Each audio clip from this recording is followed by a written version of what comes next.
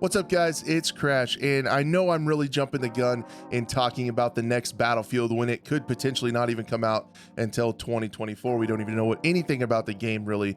However, with a game like 2042, with the absolute bare minimum amount of content that we're likely going to get, it apparently maybe even only 4 maps in the entire post-launch life cycle of the game, the lackluster in-game event that we got for October, it is really hard not to wonder what is next for Battlefield. It's kind of hard not to wonder what the next installment of Battlefield is going to look like. And with that question also comes a question: is it going to be better? And if we look at some of the problems with Battlefield 2042, I think the game running of itself, and I'm not talking about the lack of server browser, the specialists, or a lot of the Battlefield things that we're missing, a lot of the community features, everything like that. I'm talking about the game launching really rough, running really rough. What was the problem there? And a lot of it could be pointed to the Frostbite engine. Before we get into some of this, I guess it's not really very technical, but before I'm talking about the Frostbite engine, I need to let you know I am just an idiot on the internet. I don't have a lot of knowledge in the engine or how it works. However, I was incredibly lucky enough to interview Jim Heil, a former EA developer who was a render engineer that came in to work on the game. He came on one of the episodes of The Scope, which will be live tonight, by the way.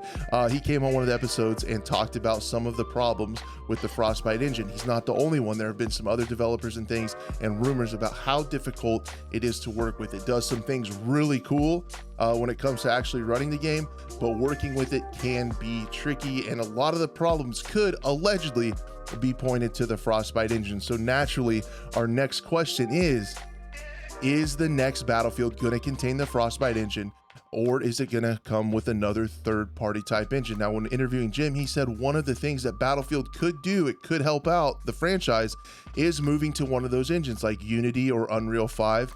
And that would mean that instead of DICE being in charge of the engine, their engine engineers being in charge of it, that company has to make sure it's running. They have a whole suite of employees that their job is to handle the engine and make it run. Then DICE could probably focus more resources on building content, balancing it, and moving forward in that way. So if you guys have seen Marcus Leto on Twitter, who is working on the next single player installment of Battlefield up in his Seattle-based studio, has been asking a lot of really good questions about Battlefield and what the community wants, just flat out asking the community about things. And the Thurston 13, a Battlefield community member, asked a great question straight to Marcus, and he replied about Frostbite.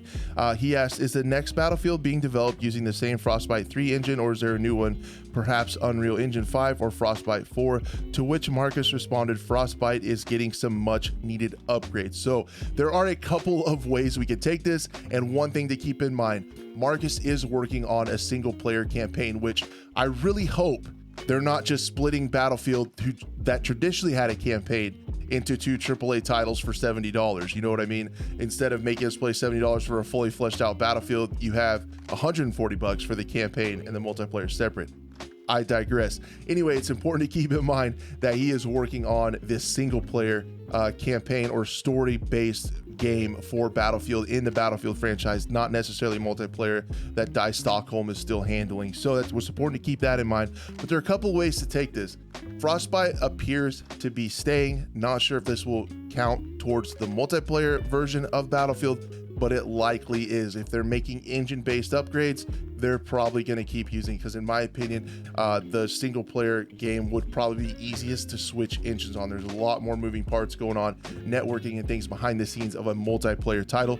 So it looks like, good or bad, Frostbite is staying. Now, Frostbite, I think, performed, in my opinion, pretty well in Battlefield 5. They allegedly made upgrades to it for Battlefield 2042. Those, however, based on my theory is on things that I've heard, that crossplay was a large issue. Frostbite did not handle that well as the larger maps and larger player counts being an issue. Those are my thoughts based on what I've read. Those haven't been confirmed officially by any means, but Frostbite is staying. I personally am a little bit bummed out about that, unless they take it back to something that was handleable by the Frostbite engine, such as Battlefield 5. I think Battlefield 5 looks good. It definitely runs well. Once it was finally balanced, it actually played pretty well. In my opinion, I know a lot of you guys did enjoy it, but I actually enjoyed Battlefield 5 for the most part.